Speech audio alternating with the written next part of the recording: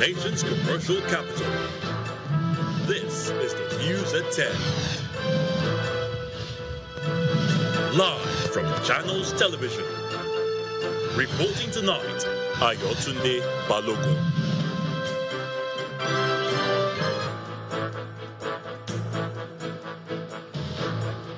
Hello and welcome. Tonight, ahead of the planned nationwide protest in August, human rights lawyer and solicitor to the Take It Back movement, Ebolu Adegburua, asked the Nigerian Communications Commission to probe telecommunication operators' alleged disconnection of subscribers. Mr. Adegburua claims that for the past few days, some telecom companies have been disconnecting their subscribers for flimsy and untenable reasons. Northern governors oppose the planned demonstrations. The governors of northern states, Nasarawa, Kaduna, and Adamawa, have asked the planners to channel their energies into constructive dialogue with government and not to allow disgruntled individuals use them to advance their political agenda in the name of protest. And suspected Boko Haram terrorists attacked Jakana police station in Konduga local government area of Borno state, killing a police driver and a woman. As our special report tonight focuses on how 50,000 refugees and displaced persons are coping with resettling in the community.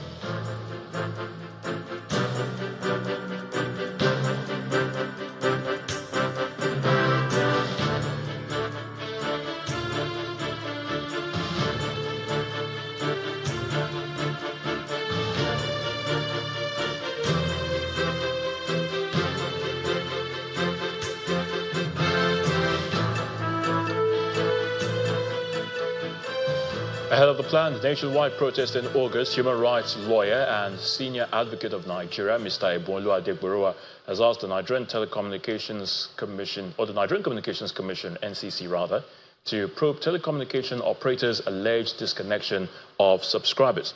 In a statement issued today, Mr. Adegburua warned that telcos should not attempt to sabotage the forthcoming protest against economic hardship in Nigeria by restricting internet access among displeased citizens. Part of the statement reads, quote, "For the past few days, some telecom companies have been disconnecting their subscribers for flimsy and untenable reasons. Some allege lack of name registration or linking, while some didn't give any reason at all. This action is coming on the heels of the proposed struggle of the people against hunger, poverty, suffering, and the suffocating economic policies of the Tinubu administration." End quote. The human rights activist adds that from all indications, it would seem that the underlying target of the telecom companies is to limit the reach of their customers in order to restrict access and thus frustrate the protests. The senior lawyer says the contract between telecom companies and their subscribers remains sacrosanct and should not be tampered with arbitrarily, and the sufficient information and opportunity should be given for subscribers to remedy any alleged breach or error. Northern governors are calling on the Nigerian youth to desist from the planned nationwide protest, saying they should channel their energies into constructive dialogue with government and not to allow some disgruntled individuals use them to advance their political agenda in the name of protest. Governor Abdullahi Sule of Nasarawa and his counterpart from Kaduna State, Uba Sani, in their separate appeals called on Nigerians to pray for peace, unity and progress of Nigeria. As momentum gathers for the commencement of a nationwide protest against bad governance, the Nasarawa State Governor Abdullahi Sule is meeting with stakeholders. In attendance are traditional rulers, religious leaders, youth groups, student unions, local council chairmen, security heads and labor unions. He appeals for restraint. An appeal to all of you, especially our youth and labor organizations, to shelve the idea of this protest in Nasarawa State. In addition, to appeal to our security agencies, to be ready to work with people who, in case anything like that will come up. Youth of Karo local government area that borders the state with the Federal Capital Territory Abuja, alongside members of the Christian Association of Nigeria and Jamaatul Nasrul Islam, dissociates from the action, choosing dialogue and appealing for government action in tackling challenges. instead of losing our lives at the cost of looking for solution, it is better we consider dialogue and as a religious body to pray to God. We are not partaking in the protest, but they should come to the aid of our masses through employment, through security effort. Let them bring about security in our society that will allow our people to go to farm freely without any problem. In Kaduna State, while highlighting some of the modest achievements and interventions towards transformation in the education sector in Kaduna, the state governor urges the students to withdraw from participating in the protest. Continue to collaborate and dialogue with the government and stay away from any act that can destabilize the peace and progress of our state. That is my call to all the students sitting here. And I can see the students sitting here. I have no doubt in my mind, when coming into this very important hall, I've seen placards, no protest. You are welcoming dialogue, and for me, that is the way to go. In Adamawa State, youth groups under the auspices of Adamawa Activists Unite made their position known at a media briefing in Yola, the Adamawa state capital. According to them, it has become expedient for them to withdraw for the fear of it being hijacked by miscreants. This position is shared by Nigerian ethnic youth leaders who addressed a news conference in Abuja. We stand before you to announce the withdrawal of our planned peaceful protest. This decision was made after careful consideration of numerous advisories from individuals, various groups, security agencies, and stakeholders. We urge the federal government of Nigeria to take prompt and decisive action to address the following critical national issues. With the current state of the nation, some Nigerian youth believe that it is essential to promote the peace and security of the nation first, rather than embarking on a protest that might lead to a breakdown of law and order in the country. Halima Agayam. Meanwhile, one of the mobilizers of the planned protest and director Take It Back movement, Damilare Adinola, has been speaking on the plans ahead of the nationwide protest.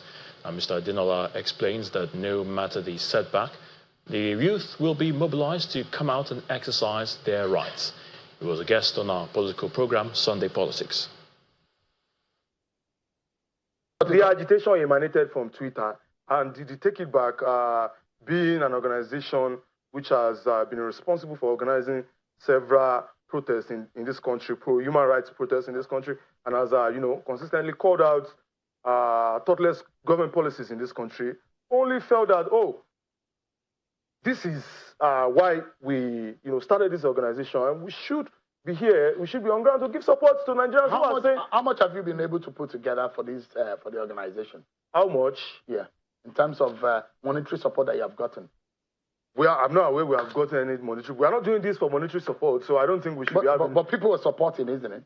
People are supporting themselves, as far as I'm concerned. In fact, very recently, the account of the TIB was arbitrarily blocked. It is also right to say that there are supports from human rights organizations who exist for this purpose. You understand? So trying to, fish out who the organizers are is very immaterial to the condition of the Nigerian people. The truth is that the Eagle Square is a public property. And when I saw the video of the minister, I was amazed, because I saw the minister asking us to pay rent, pay security fees. My question to the minister is that, how does the minister expect Nigerian youths, a greater population of Nigerian youths who are impoverished, who are unemployed, who have no jobs, to afford the exorbitant amount is requesting for us to pay? So whatever happens, you will go ahead to use Eagle Square. We are going to be at the Eagle Square. But it's always locked, August 1st. With security. Of course, we would speak to them if they have the interest of the people. If they really, have the will to serve us, then they should be willing to provide that venue for us. Security agencies, if they are sincere, should be available. They should be on ground on the day of the protest. And if they sense any form of violence, they should be there to arrest the situation. As one of the leading groups, so you cannot guarantee that this will not go south. The security agencies should be able to guarantee, if they are sincere and they want to show, this is an opportunity for them to show their competence. The 2023 Labour Party presidential candidate, Mr. Peter Obi, and the governor of Abia State, Dr. Alex Otti, have expressed divergent opinions about the planned nationwide protest scheduled for August the 1st to the 10th this year across the country.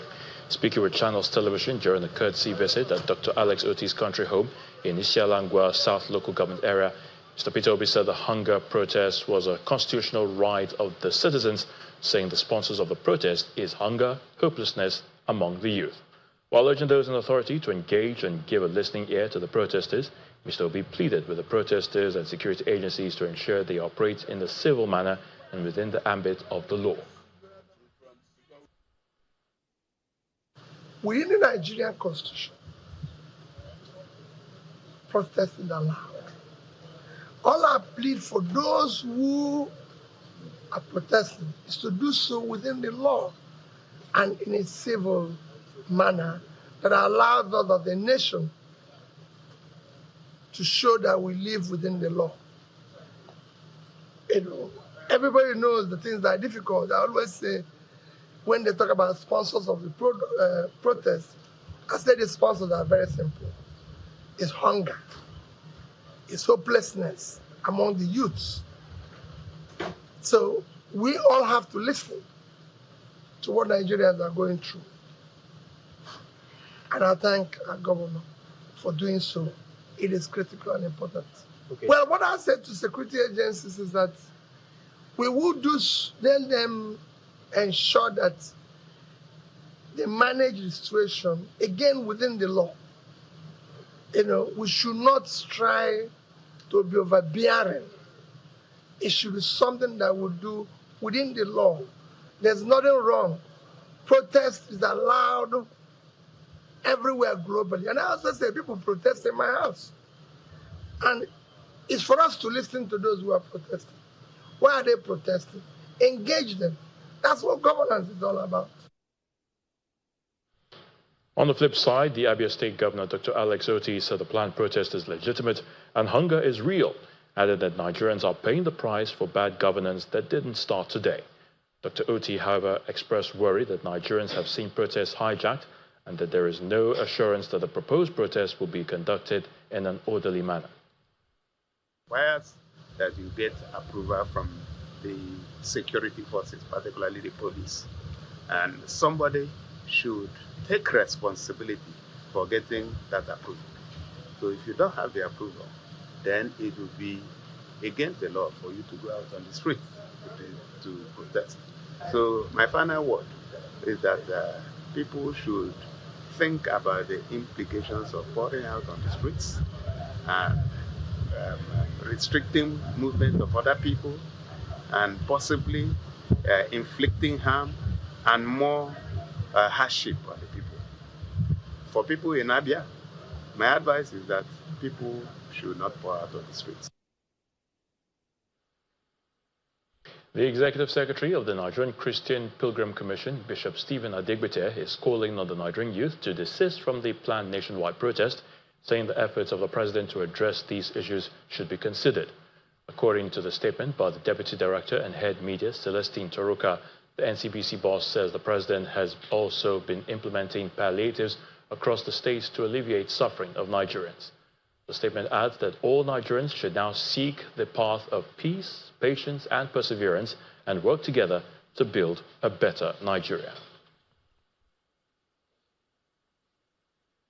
In part two after the break, suspected Boko Haram terrorists attacked Jakana police station in Kanduga local government area, Borno State, killing a police driver and a woman, as our special report tonight focuses on how 50,000 refugees and displaced persons are coping with resettling in the community. Please stay with us.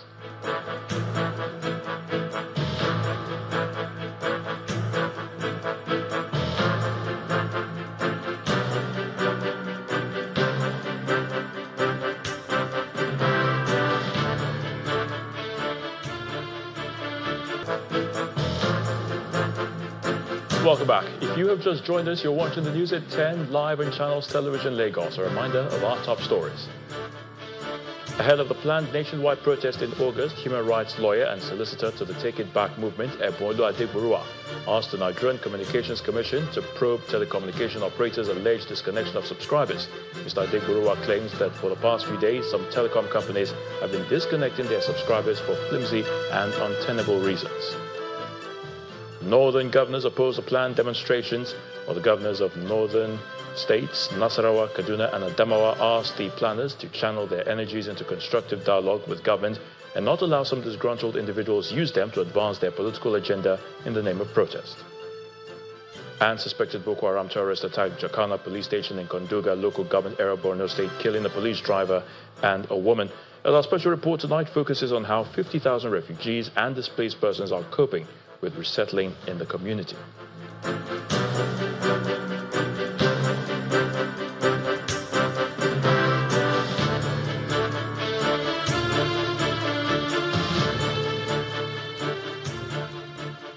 The National Association of Nigerian Students, NAN, says Nigerian students will not participate in the planned protest, saying the body would not participate or support any protest of that can lead to anarchy and wanton destruction of livelihoods.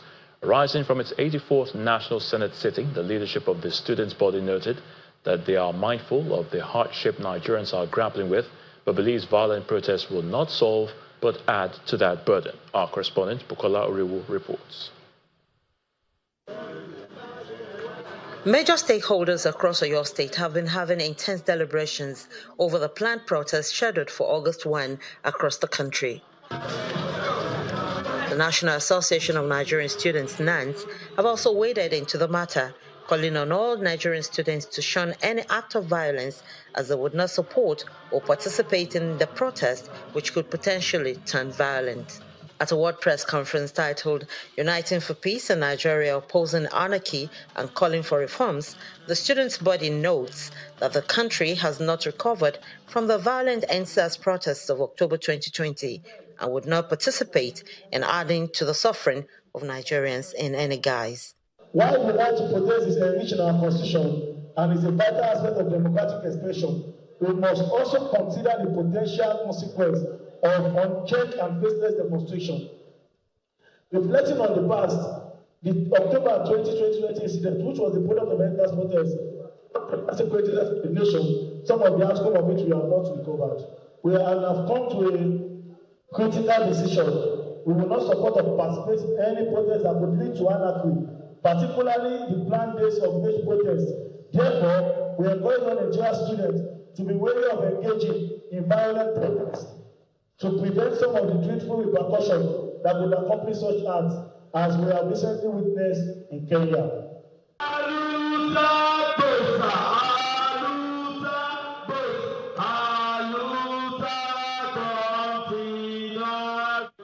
Earlier, at a security stakeholders meeting also in Ibadan, the Oyo State government admonishes those planning to participate in the protest starting on August 1 to ensure that the demonstrations are peaceful and orderly, as the state will not condone lawlessness. Security advisor to Governor Makinde Fatai Owusheni adds that the security agents are working with every group within the state to take proactive measures for peace to reign. We've come to prepare the mind of our people in Oyo State to the fact that, look, help us to talk to your children, your wards at home, that no one is stopping anyone from exercising fundamental rights. But don't trample on the rights of the people of Oyo State who wants to go about their lawful business. We found out that people have always taken opportunity of this to loot, to steal. That at the end of the day, when you say you are fighting for people who are suffering, you cause more sufferings to some other people. So we've put our heads together, talked to our market women, and good enough, the leadership said, oh, they've put up task forces in their different markets. Engagement at various levels are ongoing to get traditional, religious and market leaders, youth groups, NURTW members and other key stakeholders to be on the same page that violence or disruption of the peace in the state would not be encouraged. Bukola Oriowo, Channels Television News. Peace, national development, and citizens' right to protest. Well, the tough question is, how can all be achieved? Tonight, founder of Leadership by Data and Channels Television's data analyst, Babajide Oguso, is right here to share more insight about this thorny subject. Babajide, great to have you on the News at 10 once again. Good evening, Ayotunde. Yes, and of course, we're looking at national development and, of course, the citizens' right to protest. What is the perspective, really, for citizens or of citizens, Babajide? Is it that the government calling for protests is something that is not, should I say, expected? Or, why the fears, really, from government? It's asking people not to come out for a nationwide protest. So what we've seen is, we've seen fears not only from the government, we've seen fears from the protesters, and I'll explain what I mean. From the protesters? From the planned protesters. Okay. So on the government side, it's still unclear if the government is really calling for a peaceful protest, or is the government calling for a no protest. Like a total cancellation. A total cancellation. So we see, depending on which government agency and official you ask, you get different feedback. Tonight as well, just as we started this show, we've seen even among the protesters, we now have seen talks of a new date for this protest coming in tonight. So now we are seeing even the organizers of this protest talking about them considering either a September 1st or an October 1st date. So that's the key thing in this. That's the key thing with respect to the protest. Now, the second is, Ayotunde, there's some bad news tonight, and there's some very bad news. Bad news and some very bad news. Which one do we take first, the very bad news or the bad news? Perhaps let's start with the bad news. Very bad. Okay, the bad news. The truth is, Nigerians are asking, when did this protest start? And I'll explain a bit of this history to you quickly. 17 months ago, when President candidate Tinubu, 17 months ago, when candidate Tinubu got his certificate of return from INEC, March 1st, 2023, last year, he got a certificate of return, but there was another certificate that I hold here that the party should have given to him. And this certificate, very important, perhaps even more important than the certificate of return, it was the certificate to be protested against. What do I mean? March last year, this lady called Protest got pregnant. Now, this lady wants to give birth 17 months after. So only three things can happen. Either she gives birth, or we, second thing, see a miscarriage, or we see perhaps an abortion. What do I mean? Let's take a look at the facts. By what I call the certificate of being allowed to be protested against. Because if you take a look at that, it allows us to understand where all of this really originated from. If we take a look at the statistics on the election results according to the 5 zones presented by INEC, it clearly allows us to see what had started brewing 17 months ago. Excluding the Northwest region where President Tinubu scored 54% of the votes that were calculated, the other 5 zones, we can see that Northwest, only 40% of the votes, North Central, Northeast, Southeast, only 6% of the votes in the Southeast. So clearly, this protest had started 17 months ago. Bad news. Now, what do I talk about? More bad news. Now, the more bad news is for the organizers of the protest. And that's because since independence, the number one question is, how do you measure the success of a protest?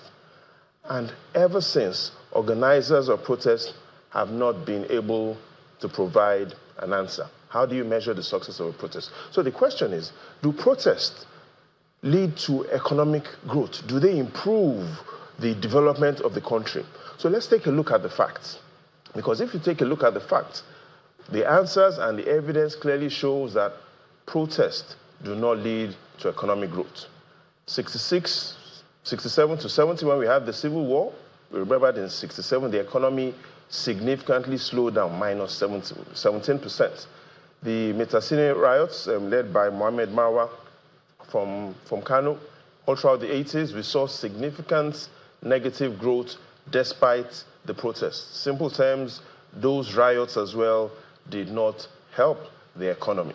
Clearly, not just what we had seen in the Civil War, the evidence from the North had shown protest did not help the economy.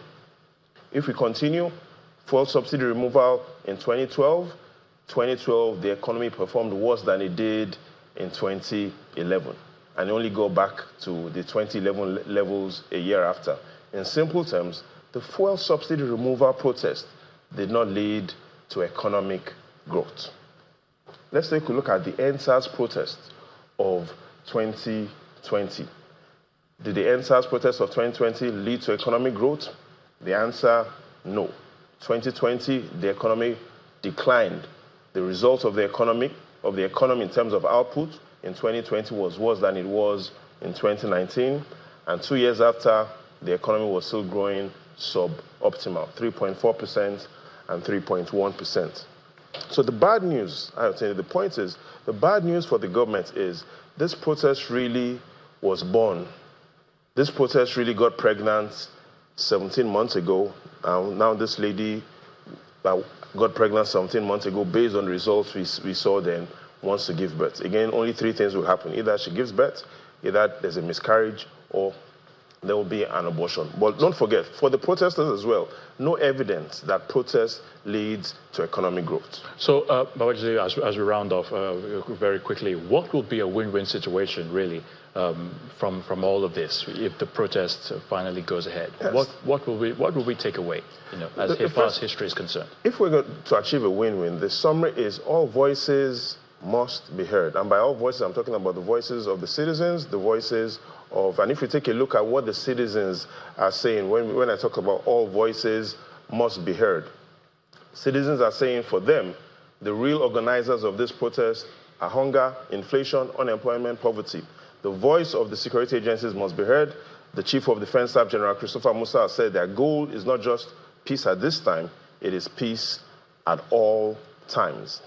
And clearly, the voice of the executive government as led by the president also has to be heard, which is violence can never be used to achieve peace. Again, either we're going to see this lady called protest giving birth, either we're going to see a miscarriage, or we're going to see an abortion. The summary and the final analysis I attend is all voices from the citizens, security agencies, and the government, all voices must be heard. Babajide Ogunsanwo, thank you so much for your thoughts on the news at 10. The pleasure is all mine. Suspected Boko Haram terrorists have attacked Jacana police station in Konduga local government area, Borno State, killing a police driver and a woman. The terrorists also set ablaze 2 patrol vehicles belonging to the police and members of the Civilian Joint Task Force and a motorcycle, even as some arms and ammunition were carted away by the rampaging insurgents. Located 35 kilometers along the Maiduguri-Damaturu Road, Jacana has been a pathway for the insurgents for years and has remained so. The sources in Jacana said the terrorists stormed the police station at about 1 a.m. today, when they engaged the security troops for hours before fleeing at about 3 a.m. The executive chairman of Konduga Council Area, Honorable Abbas Ali Abari, confirmed the incident, but says that he does not have details of the casualties. There has been no response yet from the State Police Public Relations Officer, ASP Kenneth Dasso, as at the time of filing this report.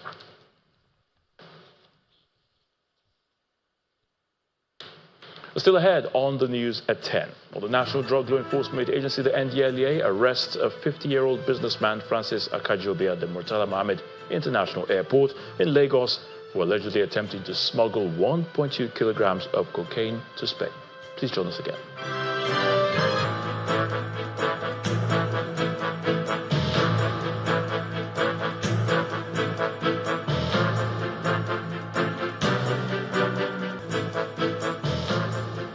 Welcome back. With a population of about 50,000 refugees and displaced persons resettled to Baga town in Kukawa local government area, Borno State, in the last 5 years, life is finally returning to the famous fishing and agricultural value chain hub in the Lake Chad Basin. Surrounded by Lake Chad waters, Baga town, communities in Kukawa and other local government areas along the fringes of the Lake Chad have, however, continued to grapple with the presence of Boko Haram and ISWAP terrorists and their activities. In a tour of communities in Lake Chad region by multinational joint task force and journalists from Chad, Cameroon and Nigeria, Channels Television assesses the security situation as well as the socio-economic activities in Baga town. Famous for fishing, farming and several activities within the agriculture value chain, Baga town remains economically viable and strategic to the socio-economic growth and development of Nigeria and the Lake Chad region. Destroyed and displaced several times by Boko Haram insurgents, the town remains a lucrative attraction for the insurgents, who've continued to attack communities along the Lake Chad region. After several attempts, Baga town was resettled in 2021 by the Borno state government. Before then, the military established the 403 Amphibious Brigade, with the naval component of the military marshalling the shores of Lake Chad. However, engaging in agricultural activities is a challenge, though the military has created safe space for farmers to return to the farmland. I'm from Jigawa State. I've been coming to Baga to farm since the past 20 years. I started coming to farm here since when I was younger, until the Boko Haram insurgency stopped us. But I have returned. Boko Haram is no longer a threat for us, as they have been contained by the military.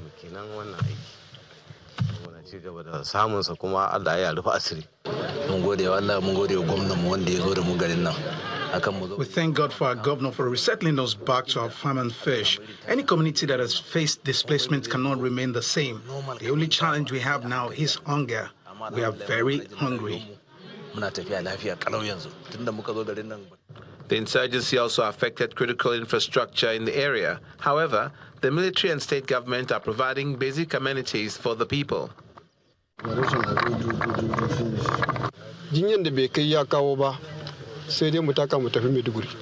Amenities like power supply, drugs, and other healthcare facilities were provided by the military before now. Every little ailment we had to travel to Maiduguri for treatment until the military intervened. I want to talk particularly about cancer. It was a recurring sickness here, but that has been addressed. Due to the security now is going on, most of our children are now going to school. The principal of the only secondary school in Baga speaks about enrollment and the learning environment. Parents allow their children or wards to the school every day and every time until when the time is for the farming season like this period. Most of the pupils went to farm to assist their parents.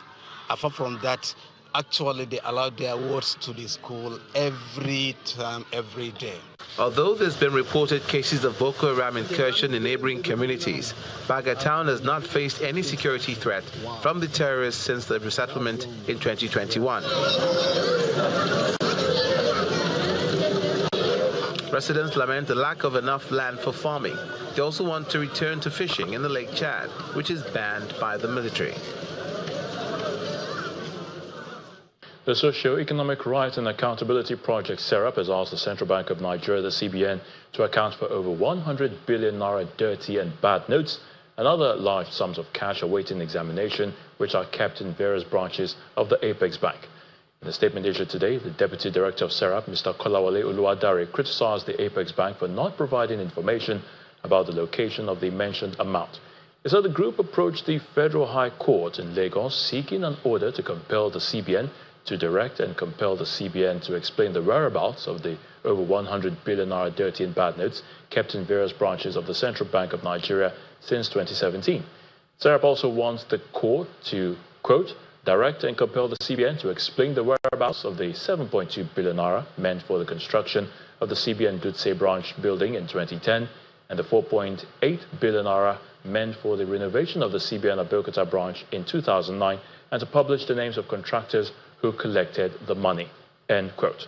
In addition, SERAP wants the court to direct and compel the CBN to explain the whereabouts of the allegedly missing outstanding loan of 1.2 billion naira granted to the Enugu state government in 2015 and the outstanding loan of 1.9 billion naira granted to the Anambra state government between 2015 and 2016. The People's Democratic Party in Edo State has raised concerns over alleged bias by the Edo State Police Command in carrying out their duties. The chairman of PDP Edo State chapter, Anthony Aziegbemi, who spoke about the issues at the party secretariat in Benin City, the Edo State capital, said the party is petitioning the Inspector General of Police to look into the allegations. Mr. Aziegbemi cites the example of the Edo Police Command arraigning the media coordinator of the governorship campaign council, Olu Martins, over comments not as serious as that of the APC chairman, Jared Tenebe, who was not even arrested. I, as the chairman of the PDP in Edo State, wrote a petition over comments made by the chairman of the state chapter of the All Progressives Congress, the APC, where he threatened to mobilize and lead youths to stone the Edo State governor, Mr. Godwin Obaseki. That is clearly a recipe for violence and chaos in the state, given the sensitivity of the office of the governor. A video evidence of this threat and an accompanying petition was submitted to the Commissioner of Police in Edo State. Surprisingly, as we speak, no action has been taken on this matter. Unlike the swift manner in which the police responded to the petition against the Deputy Director General, Media and Publicity for the PDP Campaign Council, Reverend Olu Martins, we hereby call on the Inspector General of Police to use his good offices and formations to ensure that actual criminals are brought to book as against the innocent members of the society being accused unjustly. The actual criminals are parading the streets freely and bragging that nothing can happen to them as long as they belong to the ruling APC. You will recall that the leader of the APC had told Nigerians that once you commit any crime, once you do anything wrong, just come, join the APC, and all your sins will be forgiven. The National Drug Law Enforcement Agency, the NDLEA, has arrested a 50-year-old businessman, Francis Akajobi, at the Murtala Mohammed International Airport in Lagos for allegedly attempting to smuggle 1.2 kilograms of cocaine to Spain. A statement signed by the Director of Media and Advocacy of the NDLEA, Mr. Femi Babafemi, says the drugs were concealed in the soles of his sandals. The NDLEA adds that the 2 parcels of cocaine were concealed in the soles of a pair of black sandals that Mr. Akajobi was purportedly wearing to board his flight when the NDLEA operatives intercepted him on Thursday, July the 25th. Now, the statement adds that during his preliminary interview, the alleged suspect claimed the consignment was delivered to him at a bar in Port Harcourt, River State, and he was to deliver it to his friend and neighbor in Spain for a fee of 5,000 euros upon successful delivery to the recipient.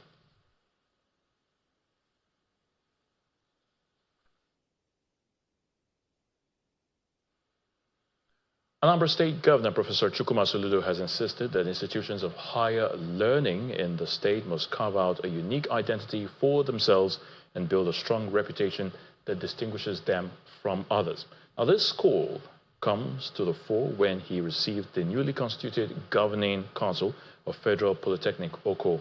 He also re-echoed the idea when he paid an inspection visit to the state-owned Polytechnic in Baku, where he activated an evaluative mechanism to assess the requirements to facilitate full accreditation and lasting progress for the institution.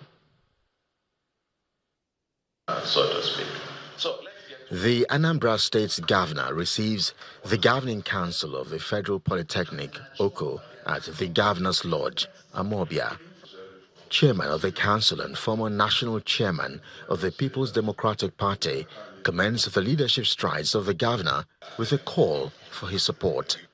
We know that you are already paying attention to the existence of that institution. And if it was not close to your government, I'd like to pledge that this council will ensure that that institution is very close to your government.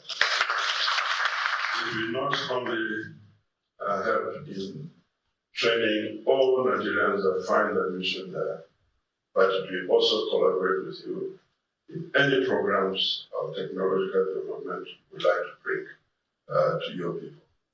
Dr. Gosh. In his response, Governor Soludo decries the declining quality of education in higher institutions. We all have a job to rebuild here for the next generation. That's what we are starting to do in Anambra with our own educational system. So what I'm saying is what we are doing. I'm not just talking about it for the sake of talking. This is a subject I feel so, when you talk education, I get emotional, get very passionate. Because that's the future of our children. From Amobia, the governor heads to the Anambra State Polytechnic, Mbaku, in Oka North local government area. The excitement of residents upon seeing the governor is over the roof. Inside the reception hall, the acting rector of the institution makes an appeal for the school's accreditation.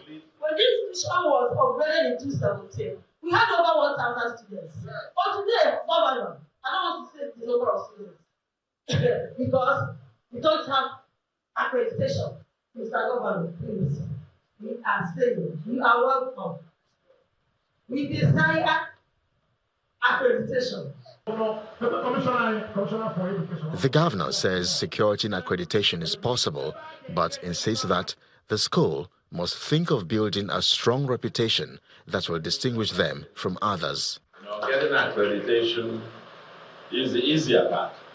Part of the questions we need to ask ourselves is really to carve out the niche for this institution to survive and thrive and be sustainable.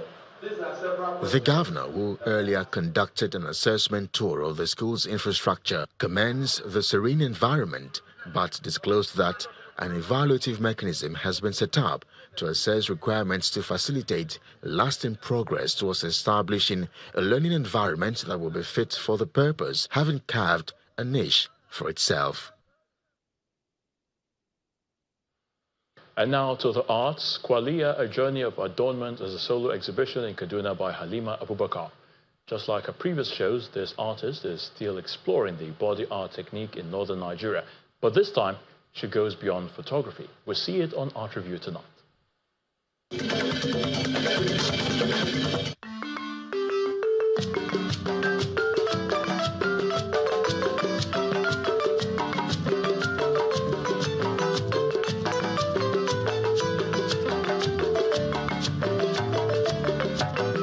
Kwalia, a captivating exploration of traditional tattooing practices in northern Nigeria, celebrates the rich cultural heritage and artistic expressions that have shaped future generations. I decided to embark on this project because I was curious about my heritage, and I thought it important for me to find out why or where I'm from, who I am. And it's been a journey of identity. It's been a journey to understand who I am and where I'm from, and at the same time unearth certain things that happen or that has happened back in the day, and to preserve them for future generations or for posterity. Halima Abubakar, a freelance researcher, artist and archivist, and a documentary photographer, is passionate her quest to continue examining these facial and body marks as an art form. Now she has gone beyond pictures, using other media like carved wood, calabash and fabrics. The exhibition is a culmination of different aspects of art, which shows pictures. We have marks carved on wood, we have marks carved on calabashes, we have the marks also on fabric, which was dyed and done by me. You can testify in my face that there's a travel mark, and that we're very proud of it. We're very proud of it. If you have listened to the history of this mark, even after this area became area in 2020, some grown-up children brought their faces to the mark to have the Malanchi mark in their faces. So it's something that we're very proud of. Kwalia is a tribute to the generation of artists and storytellers that have churned out an inspiring conversation, mutual understanding, and fresh appreciation for beauty found in curves angles, spaces in our rich cultural heritage. Just before we take sports news, as part of its summer studies, Yobe State University, in collaboration with Biomedical Science Research and Training Center, is building capacity of over 300 researchers and academia across the Northeast region. According to the founder of the BioRTC, Dr. Mahmoud Bukarmina, who doubles as special advisor to the Yobe State governor, said the participants will be trained on artificial intelligence, bioimaging in malaria research, as well as neuroscience research. Now, the training, which is holding in Damaturu, the Yobe State capital, is also to display new innovations by talented researchers. For 2 years, the State Biomedical Science Research and Training Center had undertaken training of hundreds of researchers on the root cause of some diseases in Yobe State. This year's summer studies is aimed at building capacity of researchers and members of the academia on artificial intelligence, bioimaging in malaria research, as well as in neuroscience research. During this workshop, participants were trained on how to develop applications that will allow them to do the job. For example, to develop kind of meeting minutes, to be able to develop like proposals, to be able to mark student scripts. These are all things that will take you hours to do it, while these applications will do it for you within seconds. Our main aim is to empower the society.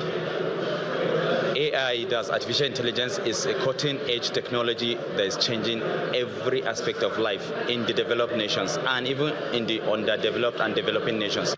Some of the innovators who displayed their innovations described the training as an opportunity to help upcoming researchers to be self-reliant.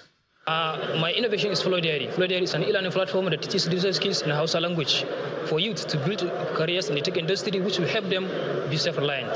This is my innovation.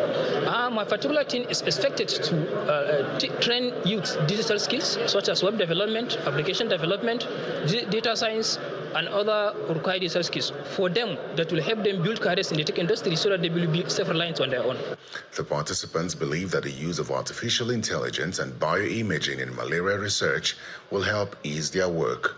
This workshop has opened my eyes and showed me the powerful side or the powerful application of AI that can ease my work and fasten my work and my students' understanding of my subject matters. I can use it to score students, to mark their assignment, test, and what have you within the shortest possible of time. The training, which will last for 1 week, is expected to broaden the knowledge of the participants on the use of artificial intelligence in treating malaria and other diseases.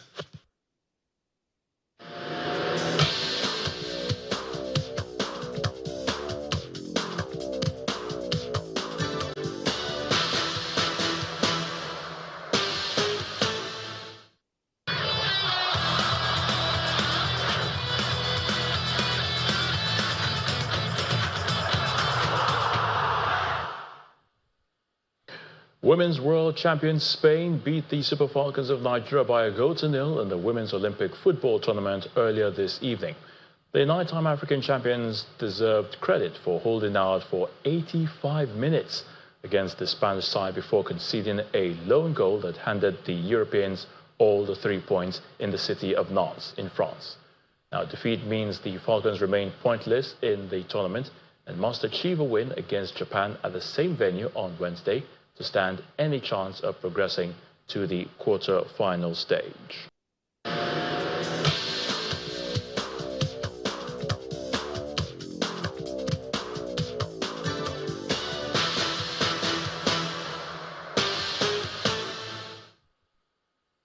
U.S. Secretary of State Antony Blinken says Israel has a right to defend its citizens, but does not want to see the conflict escalate.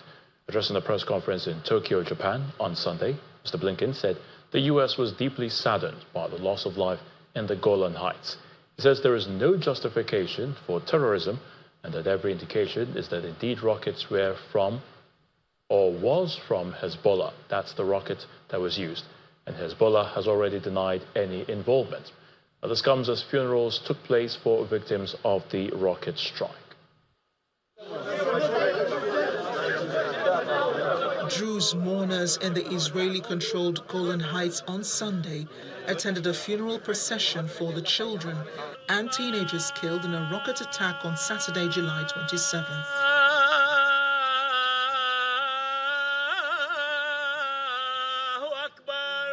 Israeli Defense Minister Yoav Gallant blames Hezbollah for the airstrikes and says it will pay a price for the rocket attacks.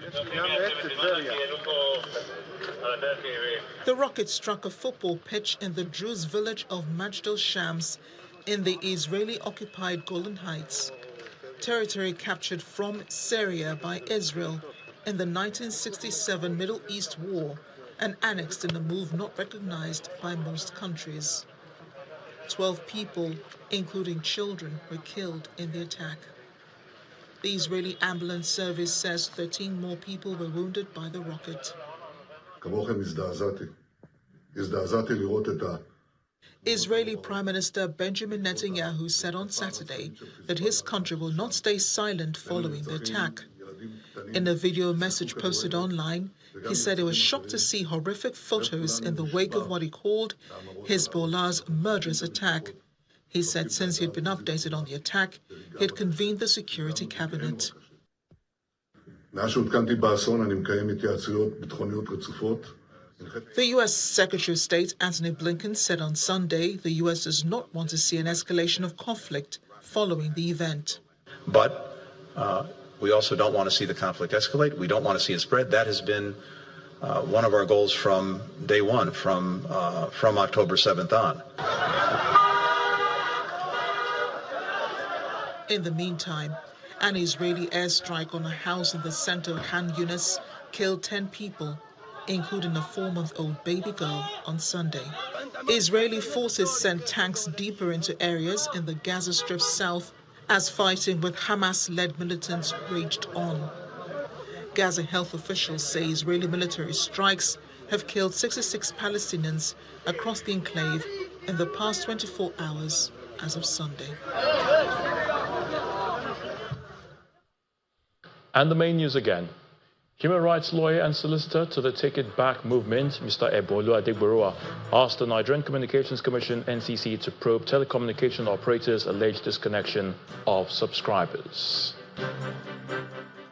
That's the news at 10 tonight. Thank you so much for watching. I'm Ayotunde Balogun. To have a good night and please stay safe.